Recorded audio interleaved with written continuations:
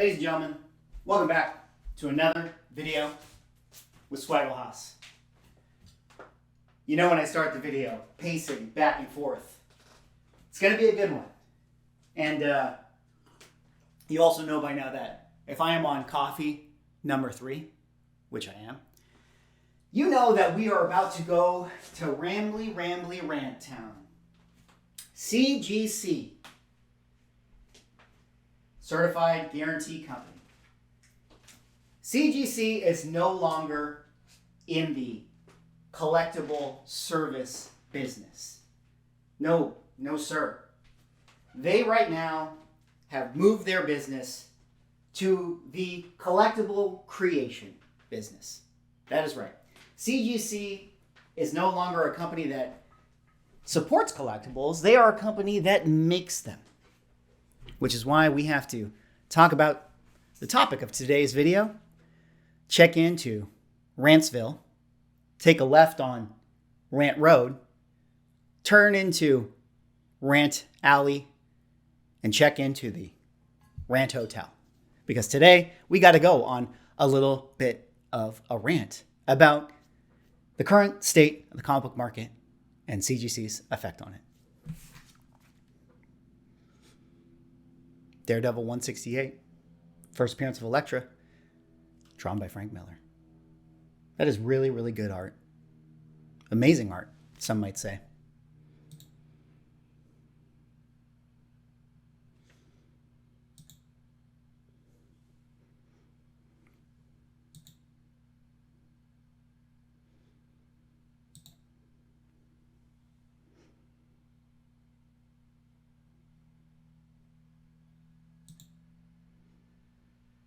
You know, maybe I just don't get it. Perhaps that Wolverine cover is just way ahead of its time. Perhaps in 20 years from now, we'll all be looking back and we'll think to ourselves, man, Frank Miller, he was just always operating at a level, 10 degrees higher than every other artist in the industry. We're going to look back and be like, man, that was just crazy how ahead of his time he was. Or perhaps in the current state of comic books, Frank Miller simply doesn't give a F anymore. Perhaps that's what it is. Because we have to ask ourselves, how much do you think Frank Miller was paid to make his current Marvel covers? I mean, maybe the average rate for a pretty good artist would be, I don't know, for a cover, $2,000, $5,000, $10,000. Maybe if you're Frank Miller, maybe Marvel is paying all the way up to $15,000 to do a cover. $15,000, good enough for Frank Miller to be like, yeah, sure, I'll cash that check. But at the end of the day, $15,000 is nothing in comparison to the likely $1 million that he just made, probably doing a CGC signing. Which brings us to the main topic of today's video. A lot of people complaining about that Wolverine cover and Frank Miller, kind of phoning it in and not really doing his best work. And to me, it seems pretty obvious that we're just simply in a state in American comic books where artists, specifically those that are, have a following and are seasoned, simply aren't incentivized to do their best work. Because now they can do CGC signings, make tons of money, go to cons, sell tons of signatures, do tons of prints. And the idea that they would waste their time working on, sequential art in comic books, ongoing series, is laughable to them. So in this video, we're going to talk about that. But before I really get into it, if you guys could drop me a like, comment, subscribe if you're enjoying the content, helps support the channel, doing those things I appreciate.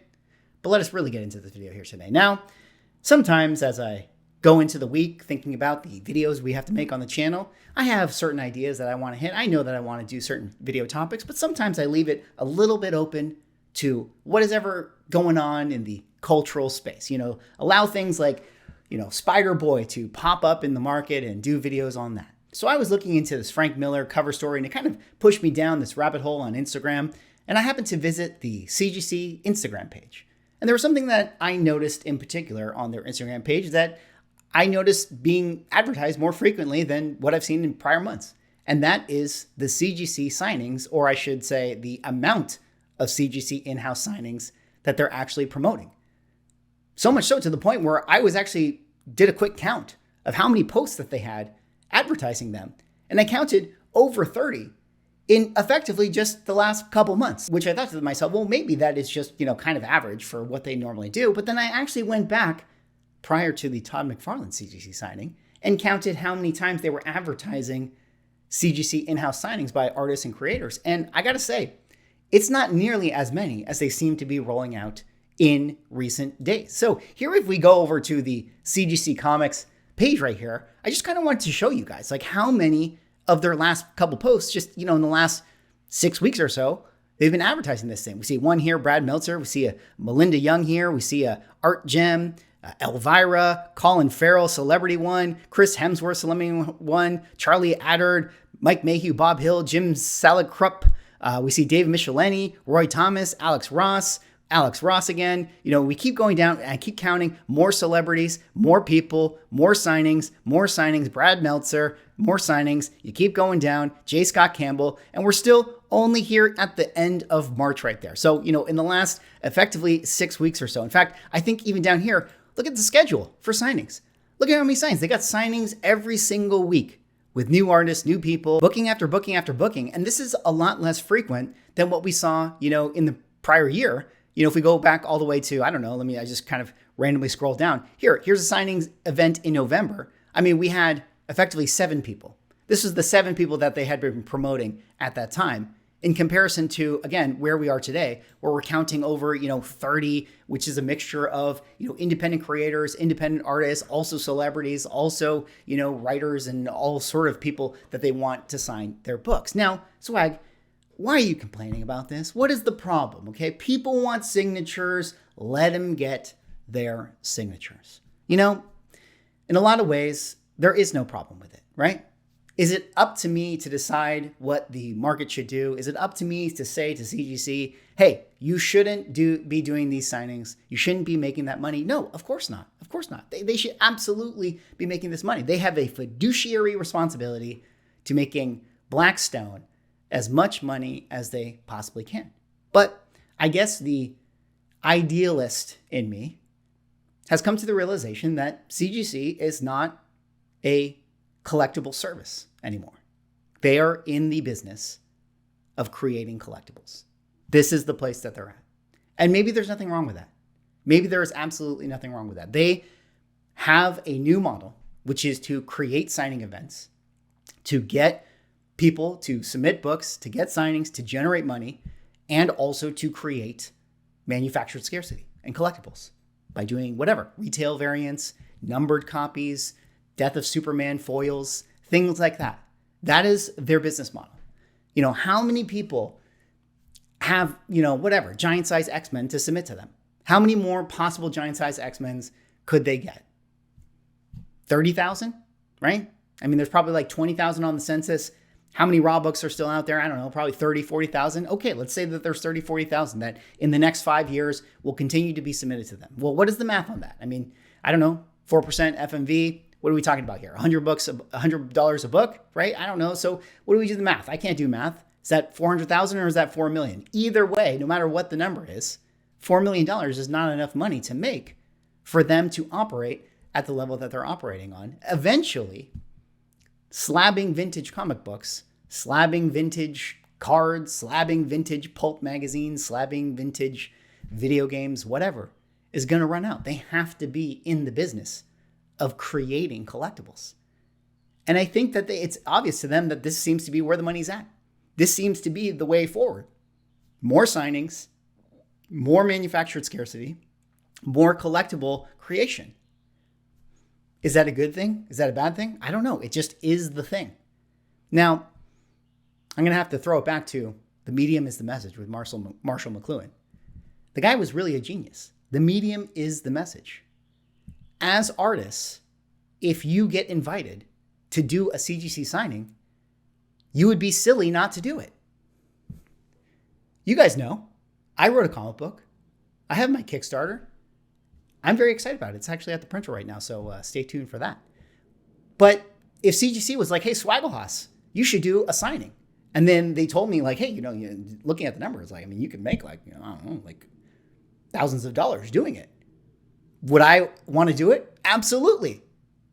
And I would be incentivized to do an in-house signing with CGC because that is free money on the table.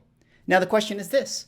What's the problem with that? Well, what if I was somebody like Frank Miller who could make millions of dollars in the comfort of, CGC's break room, signing books, sipping on coffee, getting craft service sent to me, and not having to talk to any of the fans at any of these, Comic Cons, and just basically make $1 million in a day? Why would I not do that in comparison to having some editor at Marvel be like, hey, Frank Miller, do you want to draw another Wolverine Ghost Rider comic book cover? We'll pay you $5,000 for it. Why would he want to do that? Why would he put in any effort into it?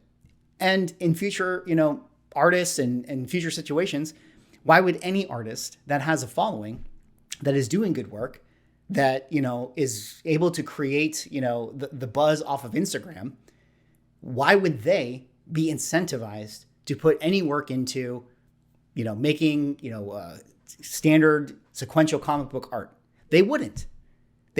Unless it was their own book, unless it was their own project and they had like a creative goal that they personally wanted to satisfy, or they're an up and coming artist or writer and they need to make a name for themselves. But if there's somebody who has already kind of made a name for themselves, if they're not working on a passion project that is something that they truly love, that they just want to create for the sake of creation, well, yeah, then they're just going to go down this route of CGC signings. And overall, the state of new comic books is going to suffer. And while I hate to say it, this probably also hurts comic book collectors. I mean, you no longer are getting the signature for the experience of going to a con, meeting your favorite artist like Frank Miller, having a little bit of a conversation, expressing to him, hey, I really, really enjoyed what you did with Elektra. And having that interaction and making it a memory for yourself. Let's be super serial with us. Let's be super serial, guys. What are these signings for? Now, I know there's a couple of you out there that are saying to yourself, no, swag, I only send books for me that are getting signed. Well, Bill, you are like the rare breed. I honestly think that that's the case. I think you are like, in the minority of the people that just send in their books because they just want it signed and it's just for their own personal collection.